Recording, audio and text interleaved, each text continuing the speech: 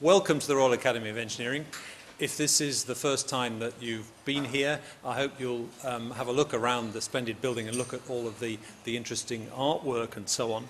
This is the home of engineering in this country.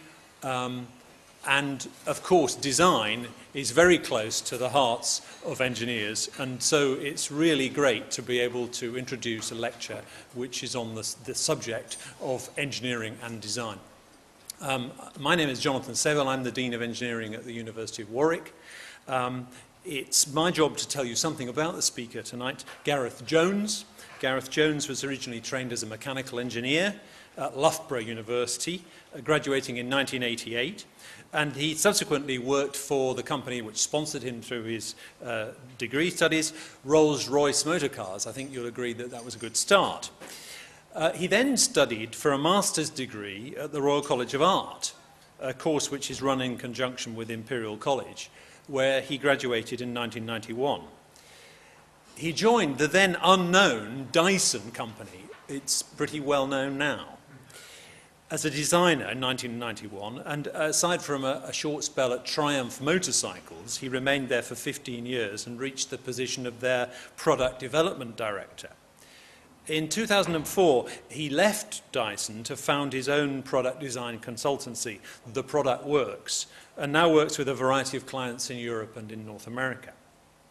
In addition to running his business, however, he's a visiting professor at Bath University and at the Royal College of Art, again combining the artistic side of design and the engineering side of design, and he works as a design associate for the Design Council. So it's great to have you here. I think this is an excellent subject for this evening, and we hand over to you.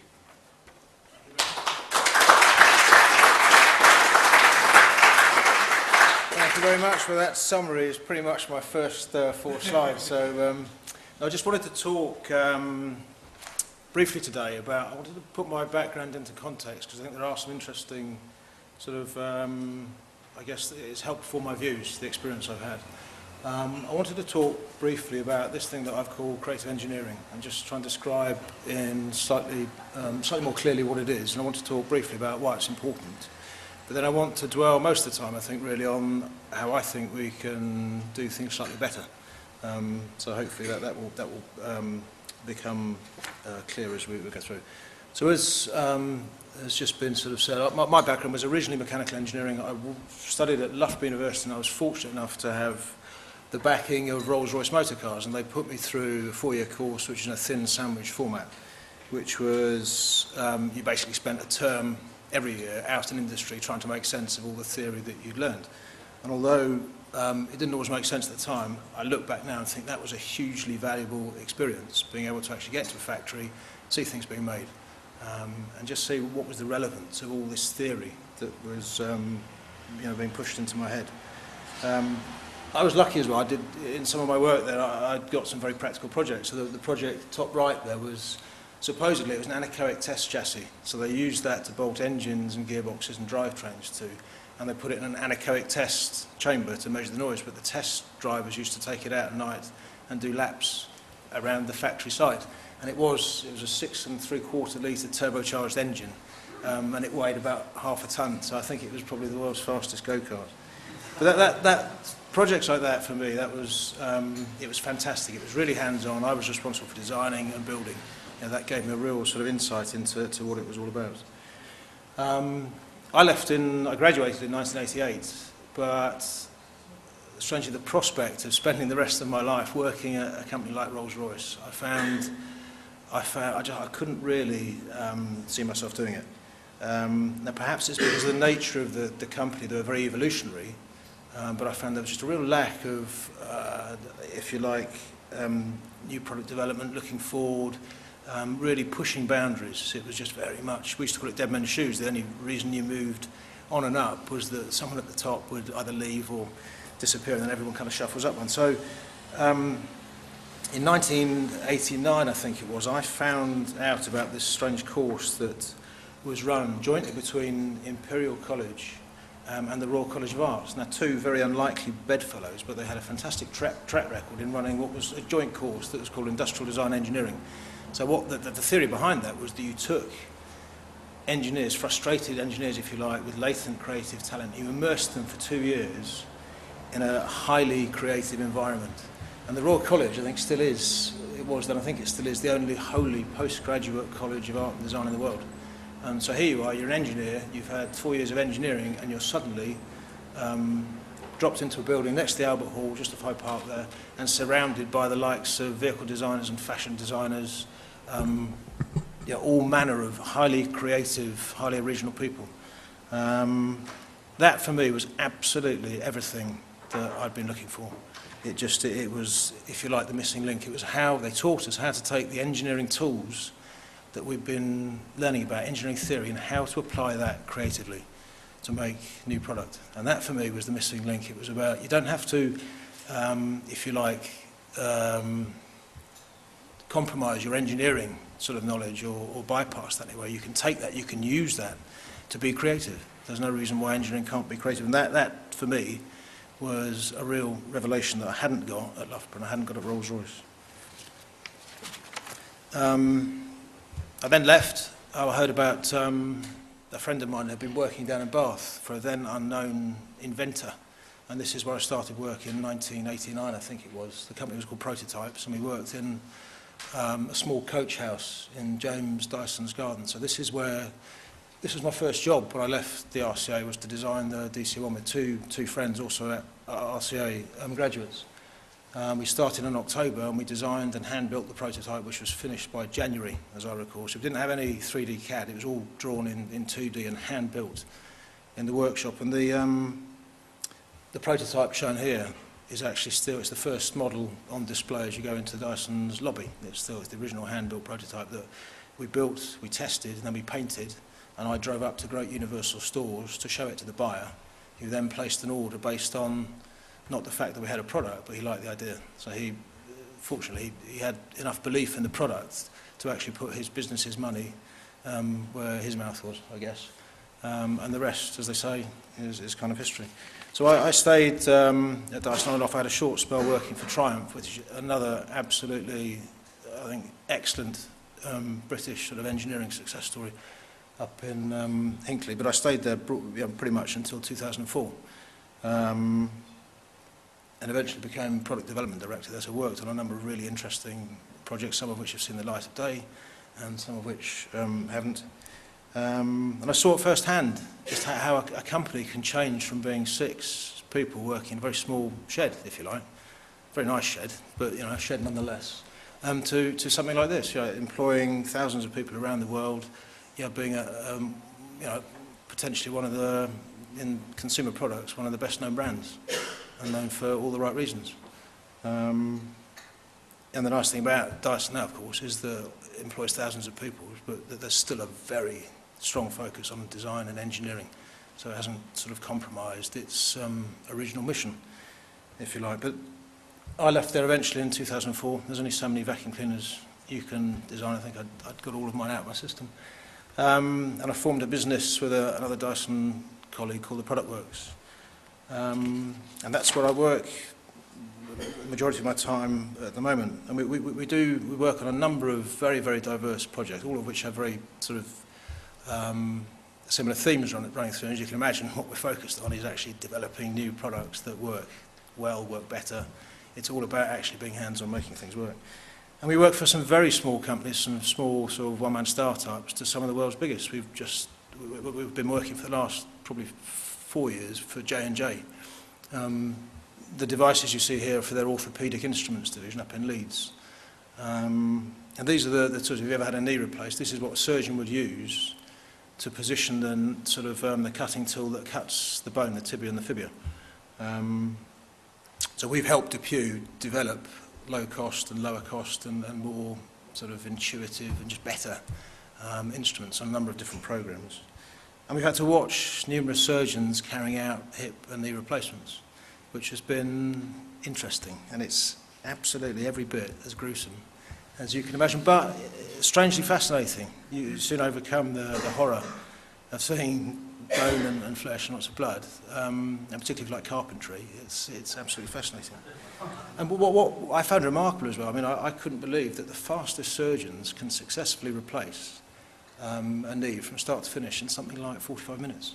Not that it's a race, but the good guys are actually, because the equipment actually does what it's meant to do, and they do lots of operations, they can actually get a knee replaced in under an hour, which I found absolutely remarkable.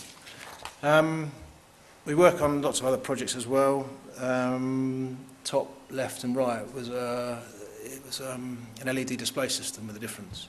The difference being that the LED clusters were arranged hexagonally.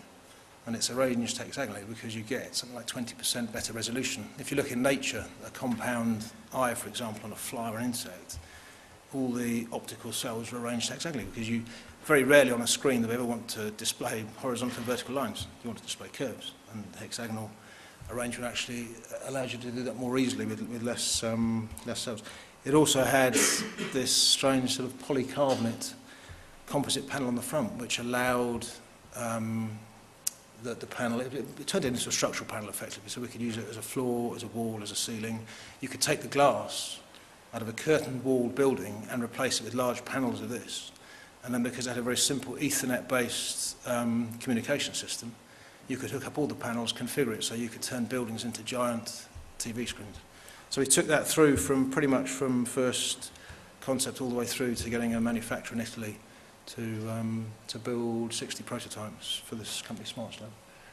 And the other typical sort of project we've done, we did a project for a company in Watford by the name of Amari, who developed very, very top-end computers that they use for computer graphics. And because they want to process so much data, they run very fast, they run very hot. And so Amari had been experimenting for a long time with liquid cooling and using sort of heat sinks to take the heat out of the components. But they wanted to take that to the next stage, and they got some funding for Intel to develop a fully immersed computer. They came to us, and we came up with the design you see here, which is probably one of the world's fastest, I think probably the world's fastest sort of PC-based computer, but it ran fully immersed. And it ran on the same system as Cray computers used to use, which they use a lovely 3M product called Fluorinert, which is electrically inert. It's an electrically inert clear liquid that's about twice as dense as water, so it feels very strange when you pick up a glassful. But it's about 10 times less viscous, so it's very difficult to seal it and keep it in the system. And the lovely thing is it's completely inert until you burn it, whereupon it turns into mustard gas, and then it will eat your lungs. So we had all manner of headaches, if you like, just worrying about how we actually take the heat from the electrical components and come. So eventually we had I think the Fluorinert to water and water to air, and lots and lots of plumbing underneath. But again, just it's to us it's a job. I get paid to do something I love, so I consider myself very lucky. The nozzle at the top I'll talk about slightly later on, just to illustrate another point. And just briefly, my current activities as well as the product works. I actually work sponsored by the Royal Academy here for the University of Bath and the Royal College of Art in the capacity of a visiting professor of creativity and innovation. I think I've got that right. And the remit there's 10 of us around the country. The remit is to work with, in fact, work with engineering sort of education and to increase the levels, obviously, of creativity and innovation. So I think we're in our, I don't know, second or is it third year? Fourth, fine. But I think making some good progress there. One of the, I don't know if you saw the, you probably didn't see the results of the competition this afternoon, but there's a number of initiatives we're working on that I think will help deliver higher levels of creativity. So I guess I feel slightly strange that I have one foot in the engineering camp and I have one foot very much sort of somewhere else in the design or more of a kind of artistic camp, if you like, which I guess is appropriate because we're in the Royal Academy of Engineering and this is the London Design Festival, so I guess I'm fairly qualified to be standing up here. But I'd also say I'm very much a practitioner rather than an academic, so the observations I'll talk about here, they're based on my personal experience, they're based on my contact, if you like, with the engineers I come into contact with and the work I do. And they don't necessarily represent the views of the Royal Academy, so if I upset anyone, you need to come to me as opposed to go to Ian. So really, what do I mean when I talk about creative engineering? I think that the first point I make is it still seems the general public aren't really clear about what engineering is and what an engineer does. And I know this has been, I've read lots of reports where it's kind of, it's recognised and things are being done to address it. But I think there's a general issue about, there's a sort of a vagueness. Joe Public couldn't really, I guess, pin down exactly what we do as engineers. It's a very broad sort of description. It could cover anything from the guy who comes to fix your washing machine when it breaks to someone designing rockets. And I think there's still a vagueness there. And I think without that really clear definition of what engineering is and how diverse and exciting it could be, sometimes it's not surprising that we struggle to recruit the best and the brightest to come and study engineering. I'll talk more about that later on. What troubles me more, perhaps, is there's a perception from both outside and within engineering that engineering is not creative. And it's strange. I picked this up from not just people outside the profession, but often working in-house with engineering departments. They accept the fact that the creativity, the invention takes place somewhere else, and their job is to develop ideas. And I fundamentally disagree with that sort of belief, with that perception. I think engineers can be, they should be, I think lots of them are, some of the most creative people, but we just don't, I think, create the right environment for them to do that. And we go in, we work with some of these large companies, work with their engineering departments, and we often find that when you get to work with engineers, they're brimming with really good ideas, but the culture kind of suppresses them, and it stops them being able to be, I think, as potentially useful as they could be. This is a sort of summary of the Cox report. I guess many of you will be familiar with it, which came out about 5 years ago, which talked about creativity. And there's a number of interesting, I mean, part of the reason for the VP role in creative and innovation was created, I think, as a result, probably indirectly, of the Cox report. But it's broadly saying if companies don't invest time and money in researching and developing new ideas, they'll cease to be competitive. That's fairly straightforward. And in particular, the report highlighted the need to broaden the creative understanding and skills of tomorrow's business leaders, creative specialists, engineers, and technologists. So there's a link there between engineering and creativity. And it also highlighted the need for creativity to be part of technological and scientific learning, and also management and business studies. And I think that one of the interesting conclusions for me from reading this report was that creativity is a skill that can be brought to bear on many aspects of a business, not just in engineering or in product development. You can be creative all the way through the business. Now, the one we'll talk about later on, but the one place probably you shouldn't be creative is in the finance department. And we've got lots of examples of why that's a bad place for creativity to happen. There are some interesting definitions that came out of the report as well. Creativity was defined as the generation of new ideas. Innovation is the successful exploitation of those ideas. And design is the process that helps shape the ideas to become practical and attractive for users and useful. I quite like that definition. So, but my kind of definition of creative engineering is that it encompasses all of these. It's the generation of new ideas, it's using the design process to shape and develop them to the point where they can become exploited commercially. And I kind of hesitate to use the word design. I think design, again, it's a perception thing, actually suggests to people that the interesting, creative, user-focused part is undertaken by people other than engineers. And I just don't think that's the case. Creative engineering, design, to me, very much the same thing. But I think engineering should take responsibility for that sort of function, if you like. It should be recognised as only that function. And if we can get that message across to people, I think it would change their perception of how diverse and interesting and rewarding a career in engineering could be.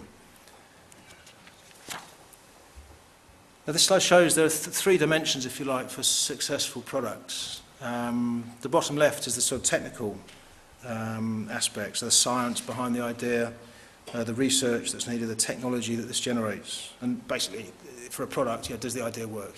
Is it sort of grounded technically? And that's traditionally, I guess, the comfort zone of the engineer. Secondly, there's the sort of bottom right, which is the commercial considerations, how its product might be financed, marketed, sold, supported in the field. Basically, is it commercially feasible? And the third dimension at the top there is how a product might relate to society, which is a much more subjective measure.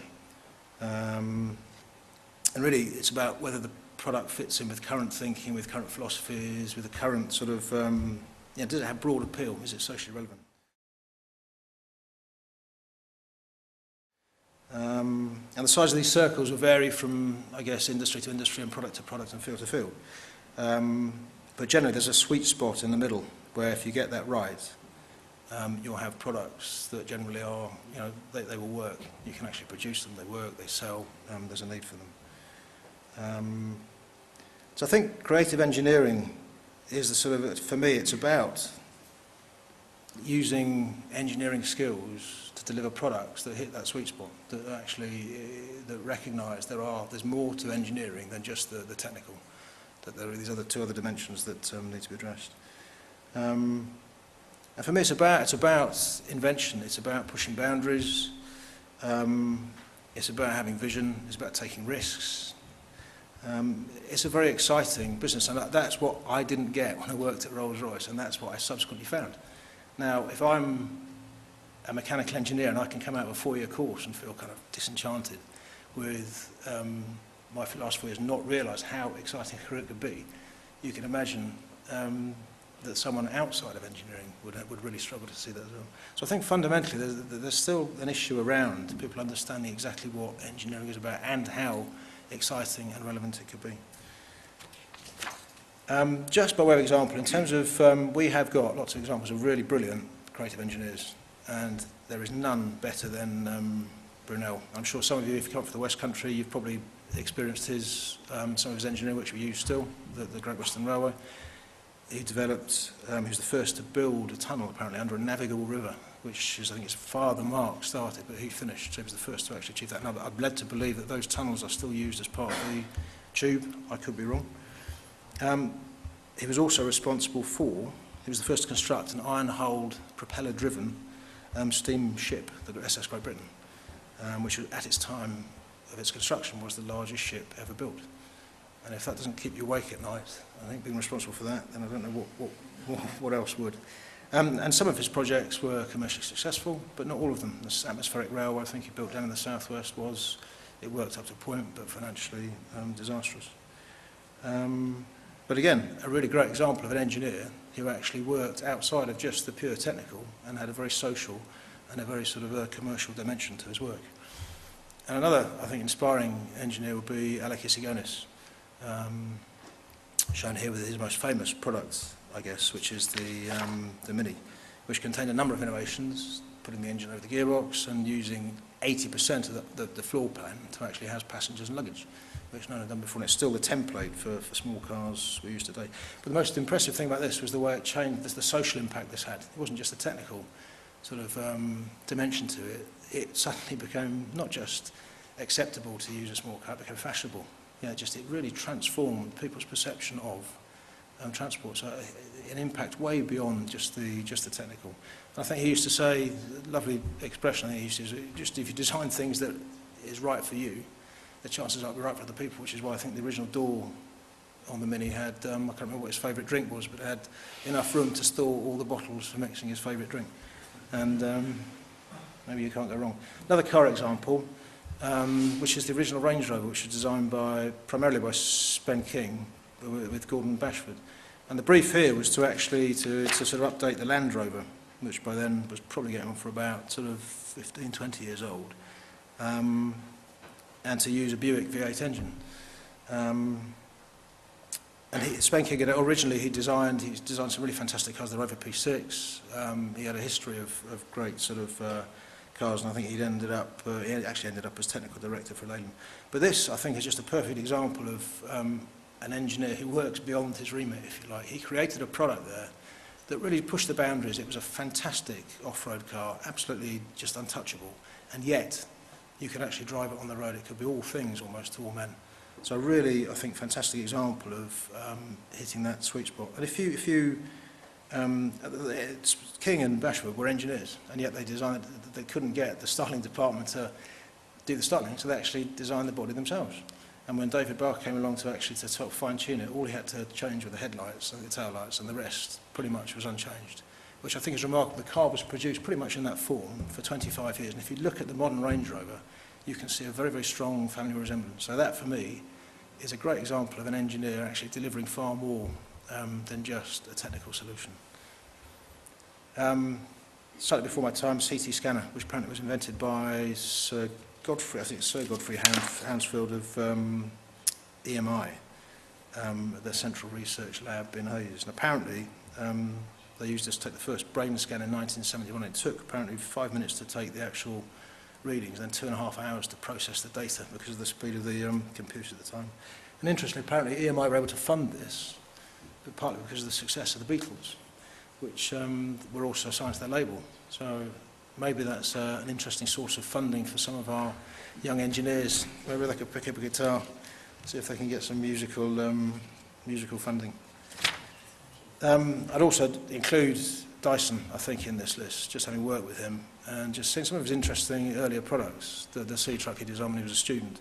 Technically, not strictly mechanical engineering, he actually went to the RCA straight from school and studied for 3 years furniture and interior design. So not a traditional mechanical engineering degree, but having worked with him, he's an absolutely intuitive engineer with an incredible feel for the way things work and the way things should work. So I found that just a fascinating sort of apprenticeship, if you like. So he's famous for the C-Truck, which Rotork manufactured down in Bath. Then he went off and designed the ball barrow, and while he was running the ball barrow factory and having to deal with issues of powder coating, he came up with the idea of the cyclonic cleaner. And I think his nicest quote, I think, was when he finally got the recognition I think he deserved, and everyone said he's an overnight success. He said, well, it took me 15 years to become an overnight success. And I saw the back end of those years, but it really was. I think he's deserved everything that he's ended up with. I'd include this guy on the list of inspiring engineers. And technically, I found out he's not strictly British, but because he's worked here since the 60s, I'll include him. And I think he's very relevant now, as you'll see his product in the bottom right. So here's Gordon Murray. He's most famous, I guess, for designing the McLaren F1, which is probably the ultimate sort of expression of supercar. But he's also, in his career, he spent a long time working in Formula One and came up with this glorious concept, bottom left, which was the Brabham fan car, which used an engine-driven fan to suck all the air out from underneath the car and generate huge downforce. And so the car went around corners like this thing, and it was so successful they banned it pretty much straight away. But he also apparently designed the McLaren, it was the MP4-4, which won 15 races from 16 starts. So quite a remarkable and very focused sort of engineering designer.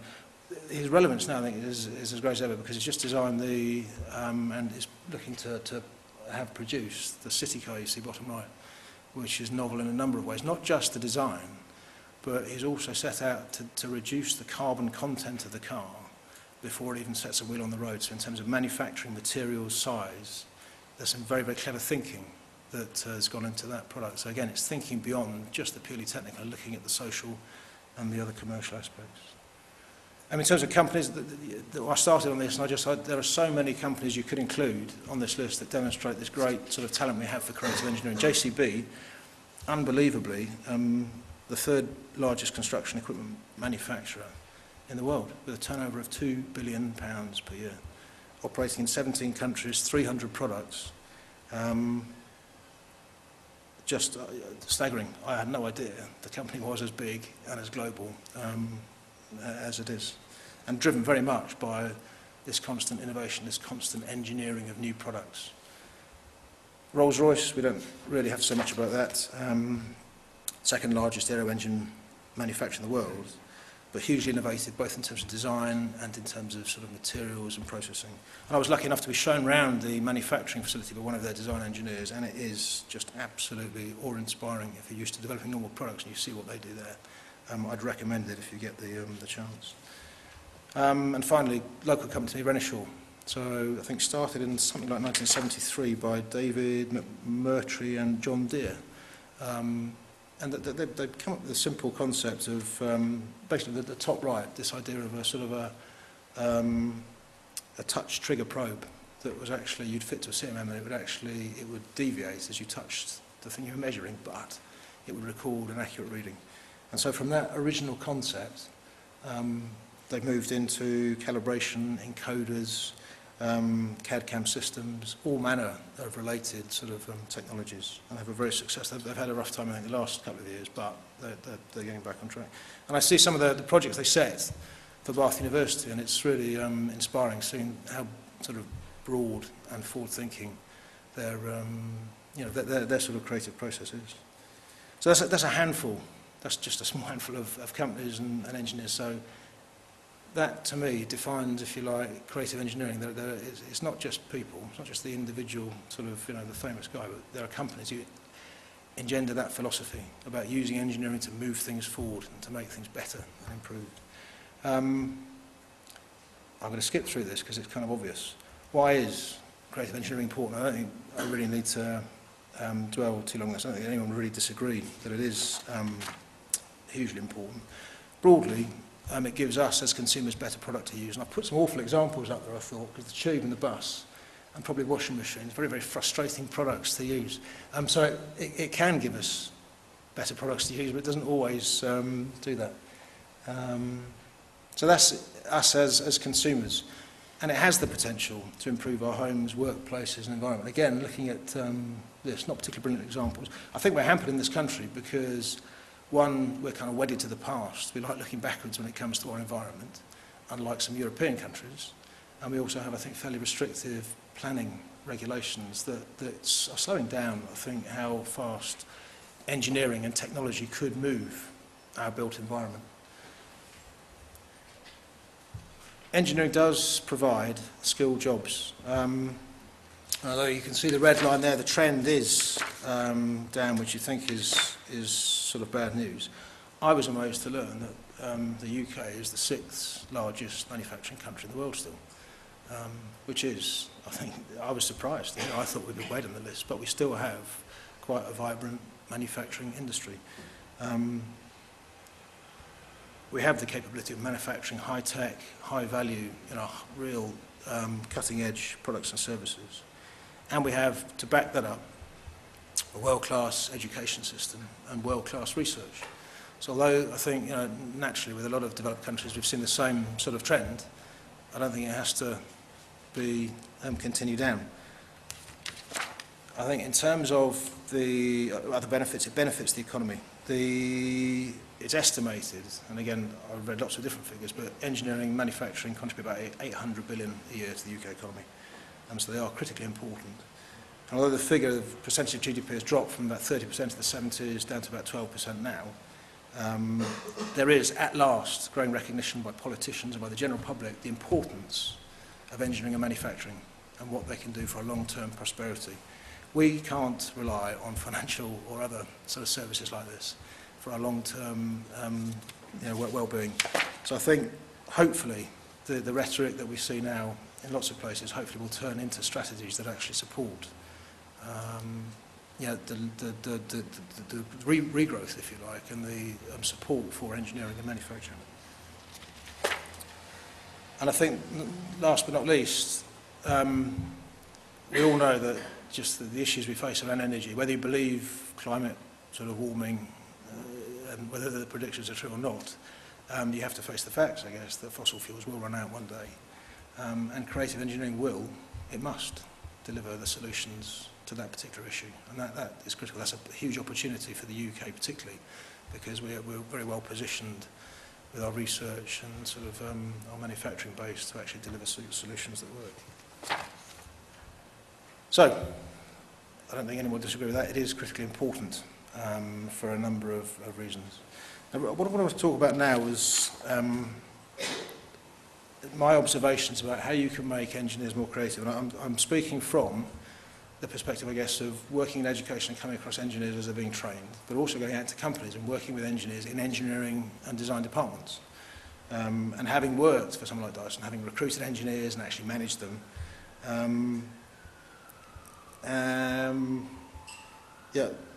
I think so. Yeah, basically a number of perspectives where I come into contact with engineers. I think the themes I'm talking about, some of them apply on an individual level to engineers. It could be, generally, it applies both to student engineers and engineers I find who are graduated and actually in practice. Often, the themes I'm talking about will apply not just to individuals, but the culture in a whole company, which can often, I think, be very restrictive. This is an analogy I've used before, which is the analogy of an engineering graduate's toolbox. So when they qualify, they'll have a, if you like, a mental toolbox, a skills toolbox, which will be full of lots of the things you see on the left.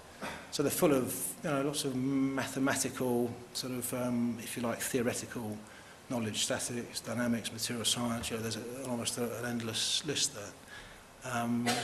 What they won't have had so much exposure to is what I think are probably more useful, as useful, tools that I think should be included in that toolbox, and they should be taught how to use. And just by way of an example, this is a project we've undertaken in the last year, which was to redesign a fuel filling nozzle. You've probably all used them, but you probably don't realise they've actually got 4 safety cutouts in. So they obviously cut out when you overfill, but if you actually ever tried to squirt petrol upwards, it would cut out. If the pressure ever dropped below a certain point, it would cut out. And in the States in particular, they have to have the neck engaged to a certain point before it will dispense fuel. So we were asked to look at this filler neck engagement problem and to come up with a way of making it simpler and less bulky and easier to use. And we had 2 members of our staff look at it, one of whom is a PhD engineer, or is studying to be a PhD engineer, mechanical engineer, but straight mechanical engineering route. The other one was more from a design background. And after 2 days, they'd taken very different routes. And it was really interesting. For me, it summarised the sort of different approaches. The engineer's approach was to really try and get into the maths behind the problem. And he produced reams and reams of differential equations and systems dynamics, but actually didn't really come up with anything that was approaching a solution. Whereas the design approach was very much it was very pragmatic, if you like. It looked at the nozzle and it said, well, there's already a system in there that cuts off when the fuel overfills, which works on basically you suck air up from the nozzle tip and it gets sucked into the petrol. And if you put your finger over there, and if you block that point where the air comes in, the pressure changes and it can trigger a valve. So what happened there, if you use that system, put a magnet in the collar that operates a ball bearing valve, you can get that system to operate if the collar isn't pulled back to the right point. So quite simple, but no equations, just simply thinking, pen, paper, sketching. And that was a far more productive outcome than any number of days of sitting down and doing calculations. There's a time and a place for calculations, for sure, but the front end, that creative process, it won't really yield any results. And that, to me, is it reinforced something that I kind of realised at my time at the RCA. There were 25 students in my year, half were engineers, half were designers. We were all lumped together. So I got to see firsthand how designers thought. They weren't from technical backgrounds, if you like. They come up the art college, art foundation, and industrial design degrees. And what was interesting, that the engineers, for any problem, if you're starting on the left and you want to come up with something new and novel, the engineers they were conditioned to take small steps, if you like, make small progress, but all the time they had to be sure that things would work and they could justify it. The interesting thing was that the designers don't work like that. They just take a giant leap off into the unknown and think, this is what I really want. This is the result I want to achieve. And what I'll do, all right, that won't work, but I'm going to work backwards until I get to a point where actually something's feasible. So it's a fundamental difference, if you like, in approach. And I think that's what the nozzle illustrated. It reinforced this point that design thinking can actually get you further forward, even if sometimes you have to work your way back. Things don't work. You should stretch to start with. So what I wanted to talk about just briefly is, again, some simple tools that we use with students and with engineers in-house to improve creativity. The first one is I think it's probably the simplest creativity tool, if you like, and it works for a number of reasons. It's a group activity, which I think is very important. There's a tendency, I guess, for engineers and designers to sit and think they can come up with things on their own, but really, most ideas, most innovations, you take input from lots of different sources. And brainstorming, it's very, very quick, it's very visual, it's a group activity. So we get through absolutely tons of these post-its, and we should really have shares in 3M. So I think, I could list a lot of other creative techniques. There's all sorts of, there's 5 hats, there's triz, there's goodness of what. This is quick, dirty, but very, very effective. So when we work with students, when we work with engineers in-house, this is what we encourage them to actually use. And it can be applied at a detail level. You can get down to nitty-gritty problems with it. You can actually also step back and look at big systems. So it's scalable. It can work on a range of problems. Another creativity technique that we really use, and a lot of designers will actually use this naturally, is this use of analogy. The example in the middle, the top is, again, Brunel's Thames Tunnel. Now, the problem with that, it was boring through soft clay, so we needed to find a way of lining the tunnel. And one of I guess the rumour is that he looked at a wood-boring beetle that he'd seen in his experience of ships, which, as it bored the tunnel through the wood, actually lined the tunnel with some sort of shell, if you like. So as the wood rots away, you actually see the white ceramic there. So that, for him, there was an inspiration, if you like, from nature that actually gave him the clue as to how he could approach this specific engineering problem.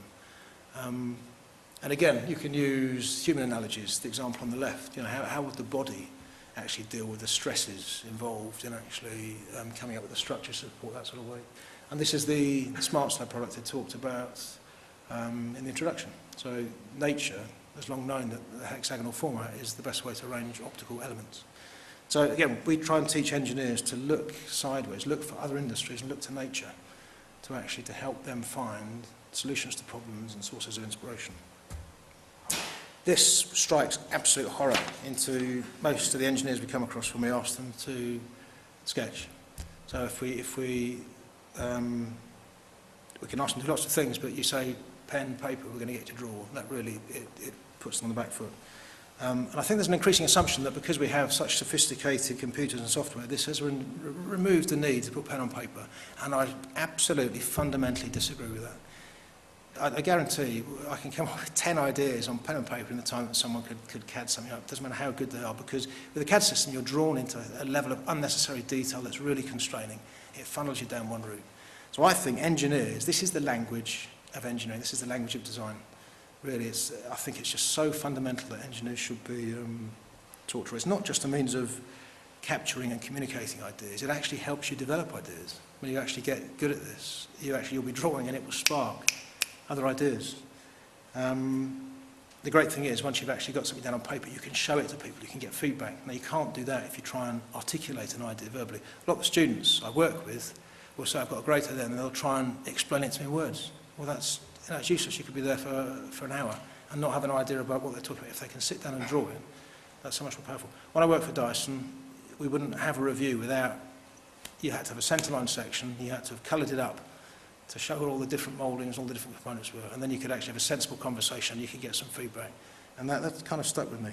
I'm not aware that there's many engineering courses actually put much emphasis on this. I know Bath actually do have an element of drawing in their engineering degree course. I know Dyson actually run an evening class for their new starters because they find they can't draw. And it's so important they actually organise a special class in the evenings that they go along to and they can actually learn. It doesn't have to be brilliant, but just putting pen to paper, there's so much more to it, I think, than meets the eye. And again, examples of that, if proof was ever needed of what you can do with pen and paper, this is it. Probably one of the most forward-thinking engineers ever, and all he had at his disposal was pen and paper. So I think you don't need necessarily computers and technology to actually have good ideas. And again, two examples that I showed you earlier on, Isigonis and his original sketch for the Mini, and Gordon Murray with his original sort of concept sketches for the T25. So I'd like to see sketching in the toolbox. Next, following on from that, is sketch modelling. So this is, if you like, the 3D equivalent of sketching. And there's a number of benefits of this. Ideas can be made real really quickly and really cheaply. And there's nothing quite like having something in your hand in order to assess it yourself and show it to other people. And because it's quick, it allows the good ideas to be identified and the bad ones to be weeded out, so you speed up the development process. And the act of making something, again, is actually a spur to having more ideas. So I showed you earlier on that the DC01 vacuum cleaner that we designed. The first thing we did was we built the whole thing in cardboard using, there were crisp boxes from the local newsagent and a hot melt glue gun. But we built the whole product and all the mouldings to see how they fit together and how big they were and to get an idea of how much they cost, because we had a very strict tooling budget. So again, low tech, but very, very powerful. And I think engineers could actually the benefit. Again, you can't necessarily make a plane or a ship from cardboard, but you can scale model, and you can use that sort of approach, and actually you can learn from it, this idea of taking an idea and making it as real as possible, gathering feedback. And again, here's some more examples from Dyson. So these are floor tools, so looking at different potential configurations. So like 2.5D, if you like, they'll actually allow you to explore how things work when you push them across a carpet. And again, I think this principle, it can be applied using scaling to bigger projects. It doesn't have to be consumer products that actually use this. And this is cheap. This is like, you know, most of this you can actually do at a desk. You don't need a workshop. You can actually get cardboard, scalpel, hot melt glue, and you can work on a desk, which is what we encourage a lot of engineers to do. And surprisingly, with some of our, we worked with Gillette recently, their design department, and we got them back in the workshop doing exactly this. And not only did they come up with fantastic results, it absolutely inspired them. That's the strange thing, that engineers who've been sitting there at a desk and thinking how dull it is suddenly get to actually make something. And it has a very strange, invigorating effect on their motivation. It's a strange thing, just the ability to get hands on to create something, and be able to say, look, I made this. I think it's very powerful. And again, following on from that, breadboarding, so the idea of a works-like model. So what you're doing here is you're quickly proving out the technical principles behind your design. So I've got an example here of a Dyson, say DCO2, back from mid-90s probably. On the right, there's a product we developed for generating a current in a pool that you swim against. It's like an endless pool product. But we had to quickly establish the size of the motor, the impeller, and various sort of parameters. So it's a quick and dirty prototype, get it in the pool, and get some readings. And I think I think I'm right in saying that if anyone's read the Skunk Works, which is about, I think, Lockheed's sort of development, is it Lockheed? I think it is. But I recall that they used a similar sort of principle in terms of getting product out there and tested quickly. They just took existing components of planes and repackaged them in different configurations. So I think this approach can actually work on a much, because car manufacturers use it, I guess, by using current drivetrains in a new body. Just quickly get something out there and get testing. And that we find with a lot of other engineers we come across that there's this belief that things have to be perfect before you finally make something. I think the design doesn't work like that. So again, more examples of floor sims. It's much easier now than it used to be because we have rapid prototyping machines, so we don't have to make things by hand. So again, all these techniques might seem crude, they might seem old-fashioned, but I find them incredibly effective. I think the people I've worked with find them effective, and strangely, when we go in-house and work with some quite sophisticated companies with lots of technology, they find them very effective, and they find them enlightening and invigorating and inspiring as well.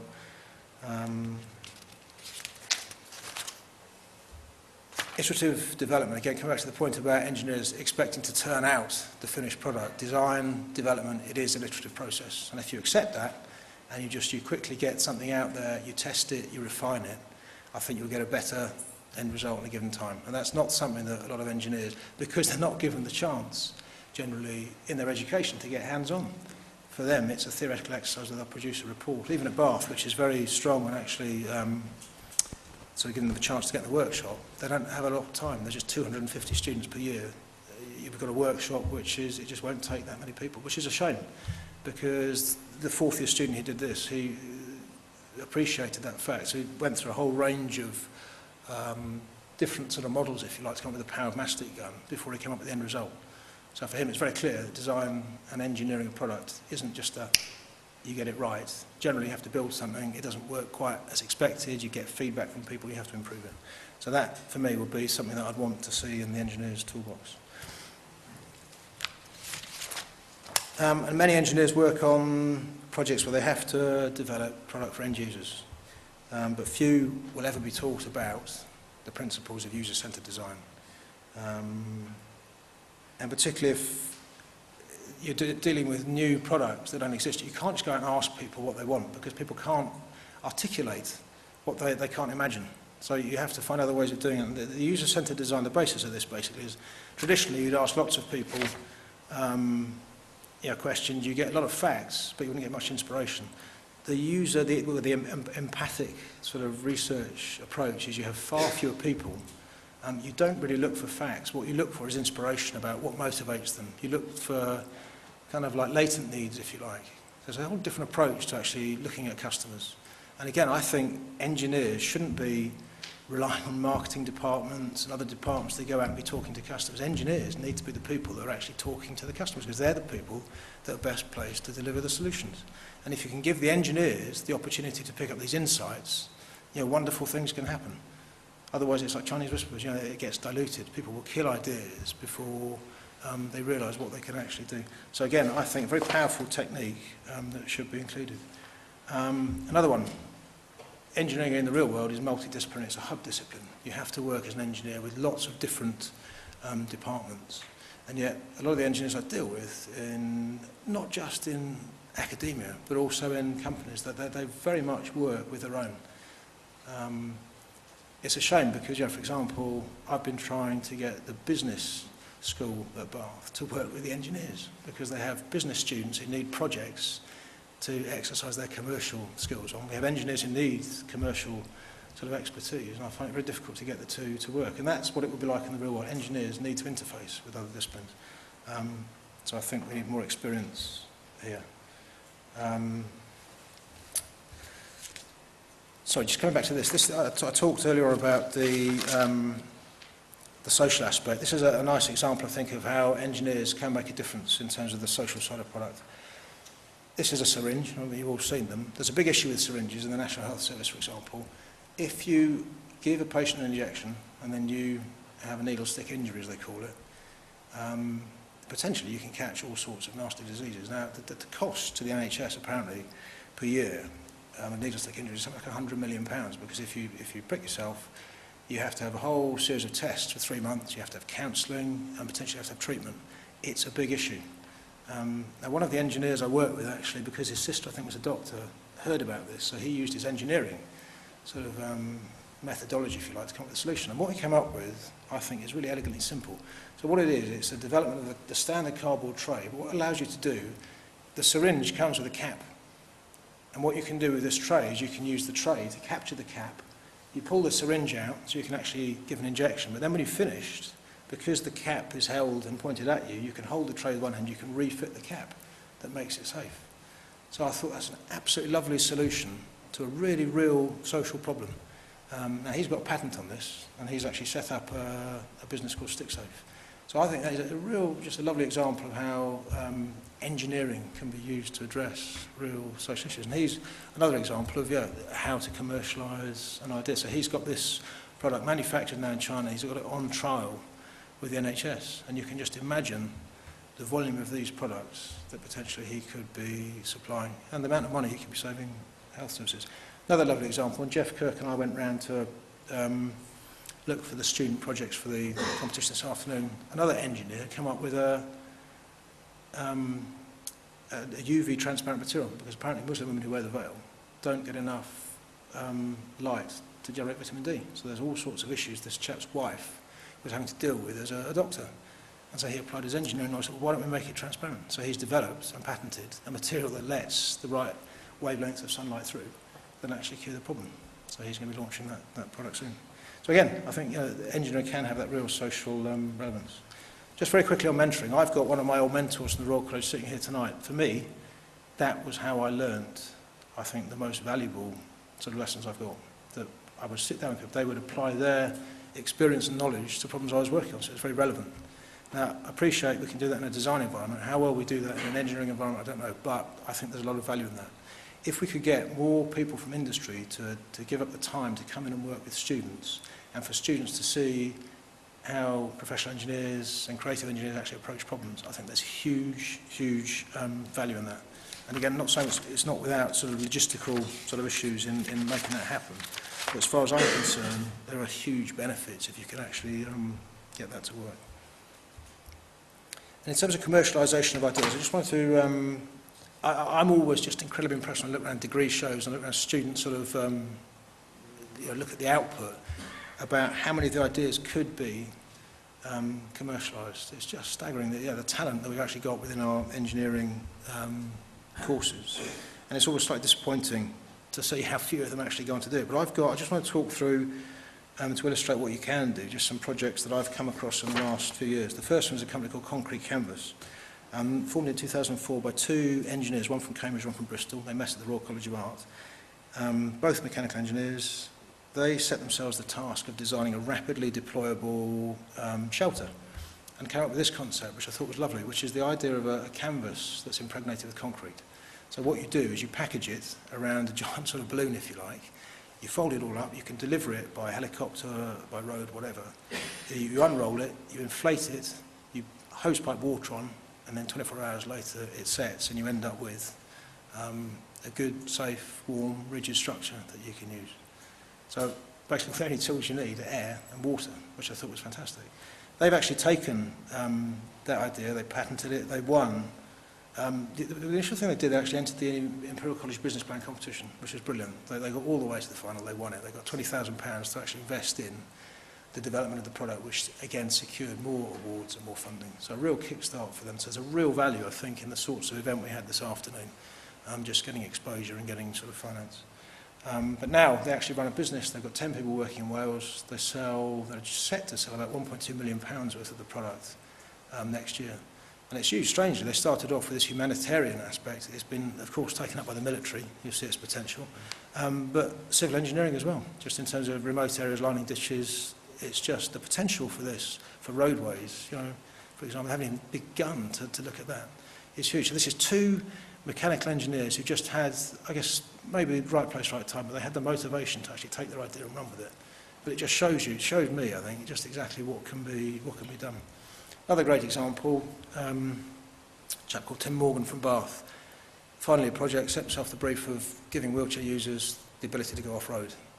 And he's actually developed this product into, it's just about, they're taking it to Germany, I think, next month to talk to suppliers. So he spent the last year, worked at Bentley, so he's been working on this project in the evenings.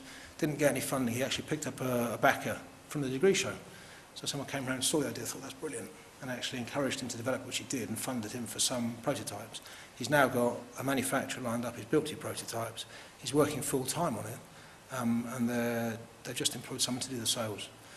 It's a lovely product, it's patented, it uses 2 levers to actually transmit the drive to the wheels, and it's got the ability to steer a 3rd rear wheel. So actually, in terms of manoeuvrability, it is absolutely incredible. This is another Bath University graduate, also an ex-RCA designer, who set himself the unenviable task of redesigning the wheel. But he managed to do it, and what he came up with here is he originally designed it for folding bikes, thinking there was a market for that people who have big wheel bikes, the big issue with big wheel bikes is you can't fold them smaller than the wheels. We thought, well, let's make the wheels smaller.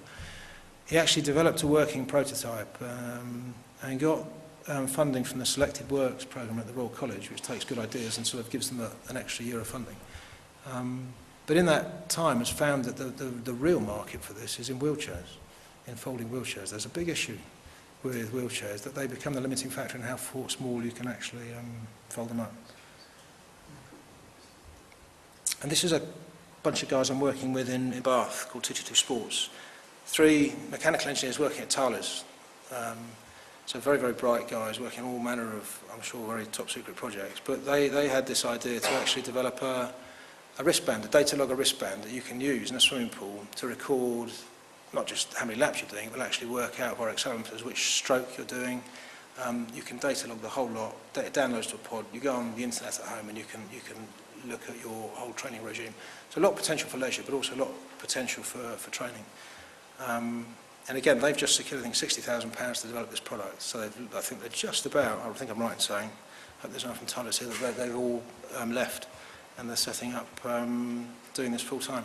So that, to me, is just four examples that just show what engineers can do with their ideas if given the right sort of environment and support. To do that, I think it's absolutely brilliant what took place this afternoon, the Innovation Hothouse, just giving students the, if you like, the motivation to actually take their idea, get a business plan together and get it in front of people. I think there's the Imperial College one I think is quite well known, and there's one down at the UWE on the right there. There's lots of awards out there, and there are lots of incubators. The ones here are the sort of local ones to me, UWE, Bristol and Bath. But if you want a model of a very good one, the Design London setup seems to work very well. Lots of the students from the RC end up working with that. And that's proving to be a very good model for actually how to take ideas from engineers and designers and actually get them in an environment where they can commercialise them. The last point, I guess, is just talking about cultural changes. And we sort of talked, I think, earlier on just about this perception of engineering, people not recognising the value and the opportunity that an engineering career can offer. I think I read in Dyson's recent report, I think in Genius Britain, that if you ask teenage girls what they want to be when they grow up, 4% of teenage girls would say an engineer. 14% would want to be a scientist, but 32% would want to be a model. Now, I think that's quite sad, because my experience, I think that's not just sort of teenage girls, just as a general perception.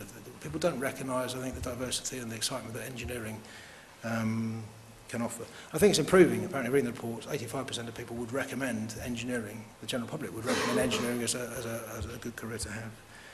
But I think if we can, using creative engineering, and potentially I think even just exposing how what young students are capable of doing, and actually giving them the chance to develop their products and exposure that would generate, that would draw, I think, many more people into engineering. They get to see that it isn't just the nuts and bolts bit, that someone else has all the fun designing a product and the engineer gets to do all the hard work.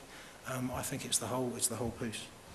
I think this is an issue that's been recognised, and I'm sure it's being addressed.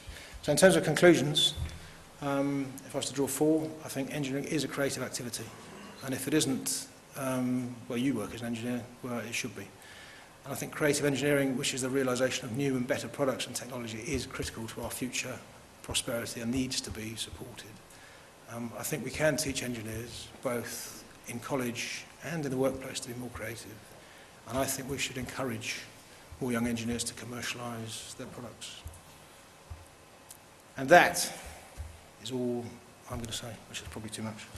Thank you very much. So, who's going to be first? Yes, please. Hi there. I'm Richard. I've actually just moved to London from Australia. My question you talked about was you worked with Dyson and went from a very small company to a large company. How did they maintain innovation, the culture of innovation within that organisation as they grew? The Dyson, I think, is maybe a rare example. But it's strange working there. Nothing in my time there was ever committed to paper. There was no, this is the way we work. It became a culture, and it was a culture because it was instilled from the top down. And still, my friends who work there say that they regularly have reviews. With Dyson, he comes in, he will hold effectively the other end of the pencil. He wants an input. He wants to know what's going on. He has an interest, I think, in perpetuating that culture. And that's what that's what companies need if they want to make better product, to innovate, to do whatever. It isn't just paying lip service to it and just hiring a bunch of people. It needs to be in the culture. It has to be throughout the organisation. That needs to come from the top down. So I think Dyson are lucky in that respect, that they've got a guy there at the top who very much, he's passed on a lot of his responsibilities to other people to run the business side so that he can focus purely on the innovation and keeping that, if you like, vibrant. Yes, please.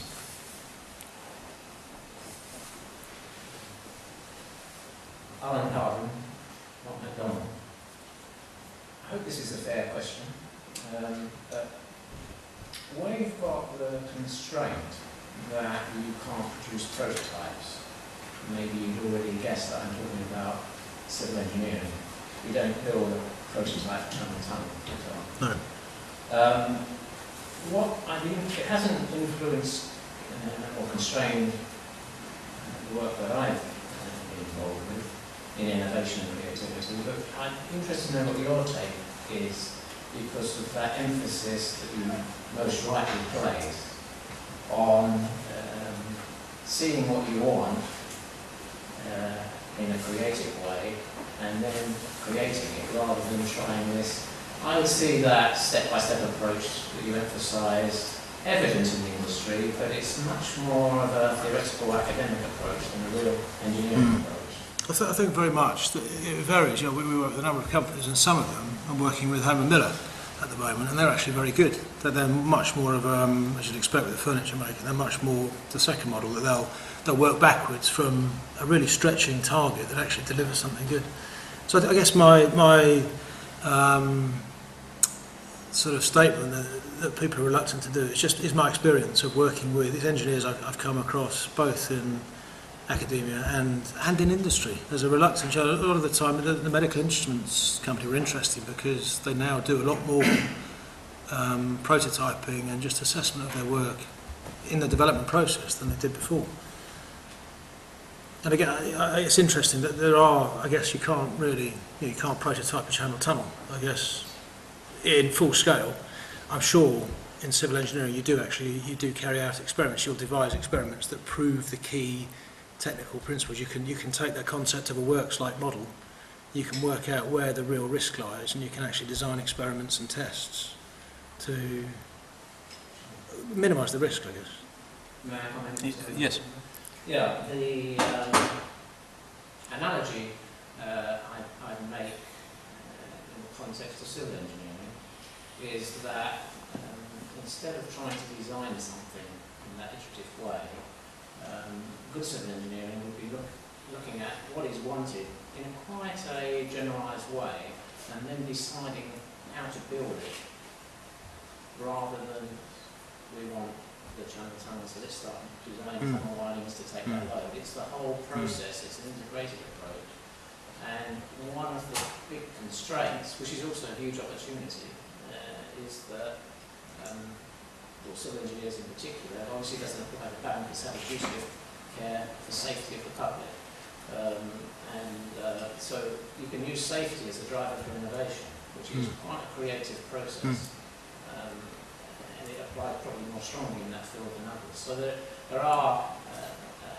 is a sort of paradigm that which you gave huge amounts of food for thought there, but clearly in civil engineering there are different drivers to... Well, I'm unlucky. I haven't been exposed to civil engineering, so I wouldn't be able to comment on what's there. But again, that's that whole concept of use of analogy. I'm fascinated by the way that architects and civil engineers work together, and what could we learn, engineers and designers. Yeah, there's this. Why can't we have, as I understand, and I might be wrong here, that architects generally have 1 foot in technical camp and 1 foot in much more of an artistic, visually sort of grounded camp. And I think that's fascinating. I don't know enough about it to see what we can learn as engineering designers from that sort of that model. But I think it's an interesting area to look at. So I'm sure we could learn something from where we work. Yes, please. Sorry. So, Dale Russell, visiting professor at the Imperial College of Art, Innovation Design and Engineering, and also visiting professor at University of Arts London. It's really continuing this, because I'd actually just written down error, because it's that, it's almost semantics. There's an understanding that architects work with engineers, and there isn't any lack of respect, and it's not embarrassing to say you're with an engineering team or architect. But when it goes into design, there's a block that's happened. It was cool to be a designer, it was uncool to be an engineer. I think we're changing now, and within the RCA it's definitely changed. It's got a new perspective and people are beginning to admire it. And I think concrete canvas is one of the things that's helped with that. But you've also got the design came from architecture in Milan, very much as Vogue in the 80s. And it's got to the point where if you're not designing a chair, you're not a real designer. And I think it's getting a perspective back again. And I really applaud the idea of looking at the model of the architect and the engineer. What do you feel about that? No, it's an area that I don't know enough about. I can't comment other than to say I think that there's an architectural and civil engineering model there that I think that in mechanical engineering product development terms we could look at. I'm sure we could learn from the way they work together. They respect each other's sort of disciplines and work. They have to work together. I can see one hand from the lady here, and then I'll take one from over there. Lorna Pelly from Forum for the Future. Thanks very much. I'm a big fan of creative engineering. Just a quick question. Most of your examples were based around products. I'd be really interested to hear if you've done the same kind of application to concepts or processes. Well, we were, I mean, I put product examples in because they're easy to photograph. We were, I'd be, one of the points I try and get across to students is that you can apply creative thinking. It's not just about product. It's not just about front end. That creative thinking spans the whole development process. And some of the most useful people I've found are at the back end of the process when you're getting a product ready to go through factories, having creative production engineers, because they can have a profound effect on reliability and on costs, etc. But I think equally that sort of that creative process, that same approach can be applied to just general process, looking at things from a system level. So standing right back, looking at really big picture problems, if you like. It might be big in terms of time scale, big in terms of physical scale or geography. But again, I think creative thinking, you can apply some of these techniques much more broadly. I mean, I gave some very narrow examples there because that's where the majority of the work is, and that's easy to give examples like that. But I think the principles you can apply much more broadly. There was a hand over there, yes. Hello, Rachel University architect by background. I was very interested to hear about the development of tools for creativity and this toolbox notion. That's something that's used by Arab, that it is used to integrate different kinds of engineers within their design school, that they similarly work on these different brainstorming sessions and things. Development from that, the actual question is about the need for those tools, and I wondered whether those sort of foundational tools of sketching, visualising, rapid prototyping, rapid modelling, whether you had any views on whether those have been sort of persistent generic skills that are needed, or whether they're coming about because of increased computing processing power and tools at 3D modelling, parametrics, CFD. That's an interesting question. The one thing I didn't mention today, there's two points I'd make to that. One, I think that the creative engineers I gave as examples probably work that way, that they do that. That's just the way that I think creative people work. They don't sort of come up with a genius idea. Generally, it will be a lot of sketchbooks, it'll be a lot of prototypes, it'll be a lot of exploring and feeling their way. So I think that's just generally, my observation is that looking at those examples, I think that's how... I don't think it has changed. What has changed, though, is in my generation, we played with Lego, we played with Meccano, we were hands-on. Yes.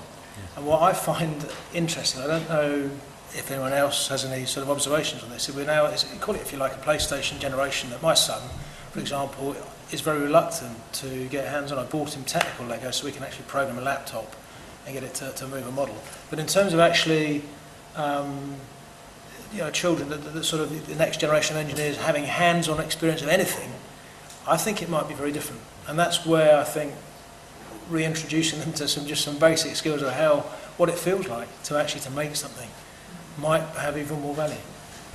There's a gentleman at the front here, if you could have the microphone, and then I'll take one towards the back. Thank you. Sorry, I'm Gordon Blount. I'm from the Institution of Engineering Designers, Coventry University. In your talk, in your Venn diagram for a successful product, you had in your social circle an element art. Did you mean by art the visual appearance of the product? Not so much. So, did it not warrant a circle of its own? No, I think art, as in more, if you like, it's sort of, and again, any diagram like that, the reality is much more complex than three circles with words in. But I guess from art, you could it's contemporary taste, if you like. Product. If you look at just the history of any product as it develops over time, that there will be a certain look. It will have to look a certain way to be contemporary. So I guess art, in that sense, represents contemporary taste.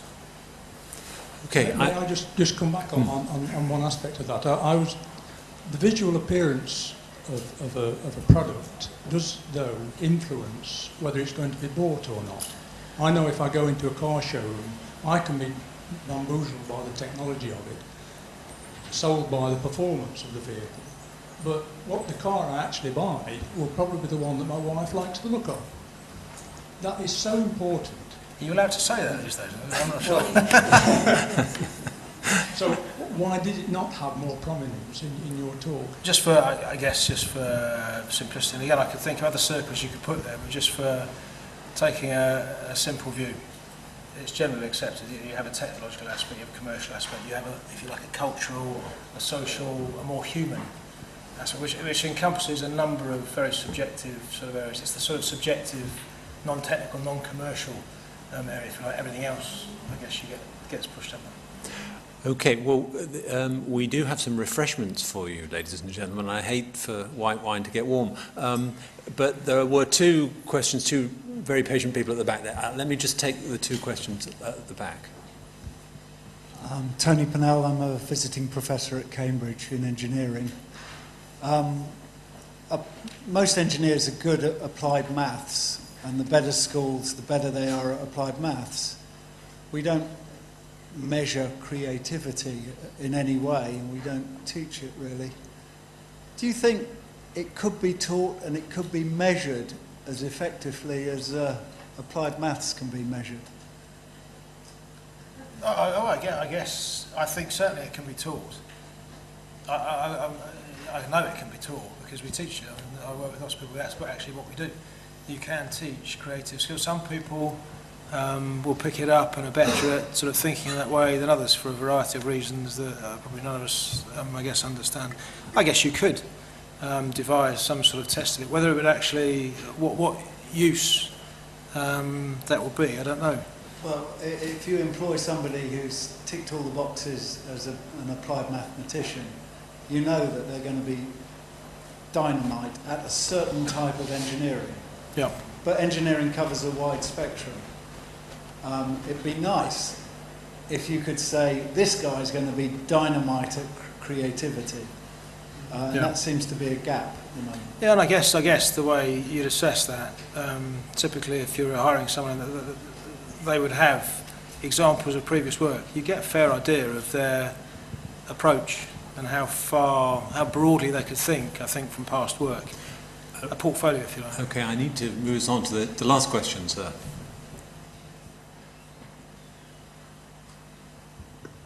Hello, my name is Robert. I'm an industrial designer and part-time instructor from Canada. And your comment about brainstorming, so I've managed engineers in the past and tried many of the things, open environments, developing trust within the group, sketching, those type of things. I did sketching classes as well.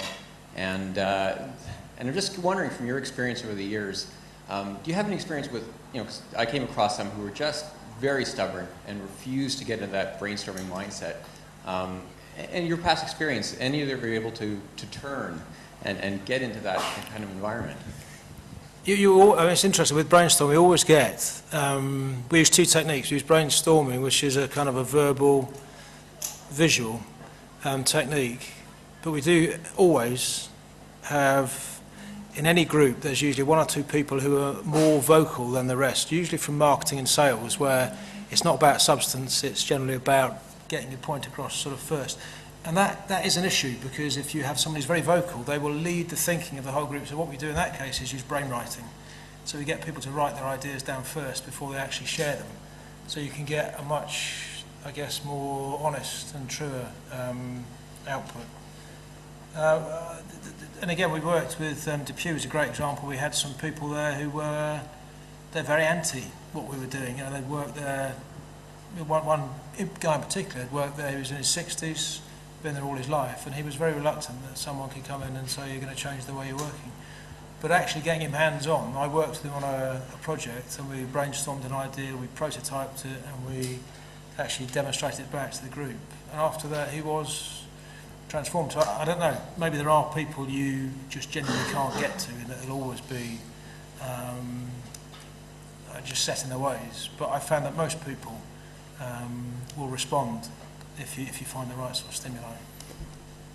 Okay, well, I think we have to finish there. I'm probably already in big trouble with the Royal Academy for letting the discussion go on for as long as I have, but I think you'll agree that it's been a very interesting one.